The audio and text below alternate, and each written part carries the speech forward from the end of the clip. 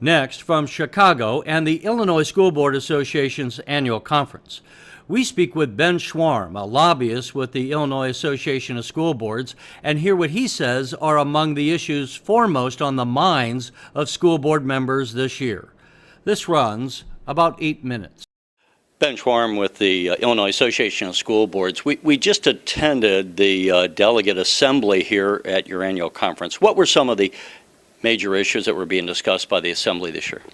What we're seeing and have seen in the last year or two seems to be budget related.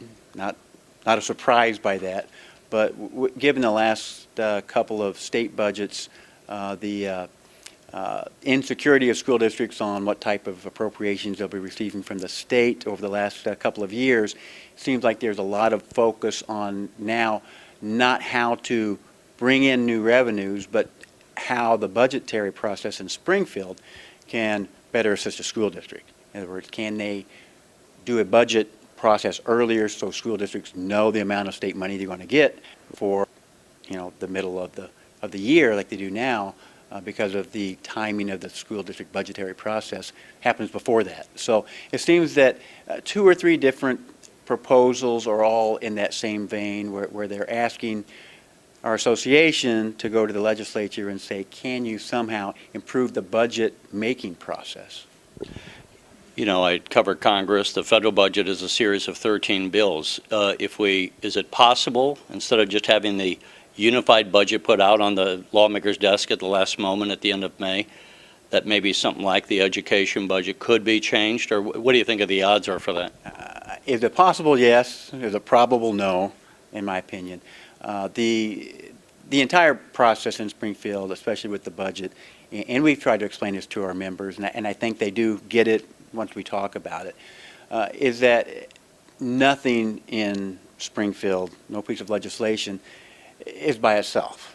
Everything has some kind of impact with another part of a legislative program or another part of the budget.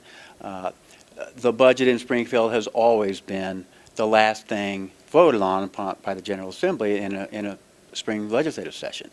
It's because that a lot of things have to come together for them to agree on a budget. Other big ticket items they're working on in the legislature are being talked about at the same time. Many times they're passed in packages, many times there are votes traded, whatever. So to take the budget out of the picture, I think is really difficult, and to take the education part of that out, we're pushing for that. We have clear direction now from our members to do that, but it's going to be difficult because, again, it's not done in a vacuum, and the education budget is a large part of the state budget, and not knowing exactly what the total budget is going to be, it's hard for them to decipher what exactly would be sent to the school districts. You lobby on education issues.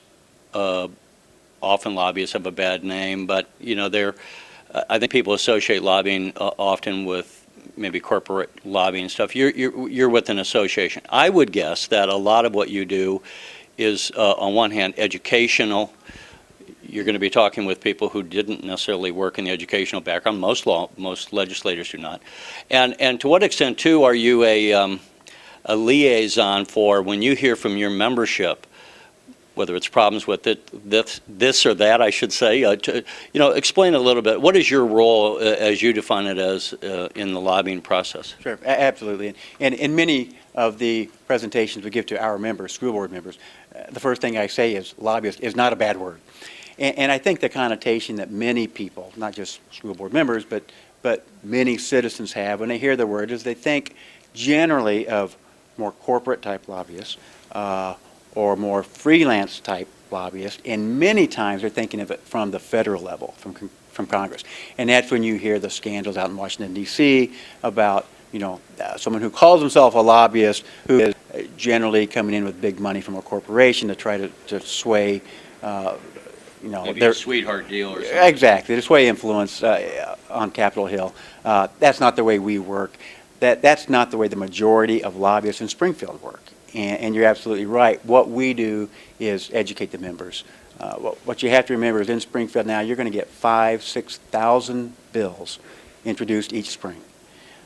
There's no way any one person, any legislator can know enough about all of those issues. And that's why every organization, every type of work you can think of, every occupation has a group to support that occupation, whether it be plumbers, whether it be teachers, whether it be school board members. And then most of them have influence or at least representation in Springfield, and it is to educate those legislators on the legislation. You can't know. You get a school education bill that comes up. Many times they're complicated, and what we do is we talk to legislators. Say, here's how it's going to affect the school districts in your legislative area, and it's done the old-fashioned way. It's hard work, and what we have is the expertise that we get from our school board members and school administrators, and then use that to tell the legislators what the likely results will be if legislation is passed.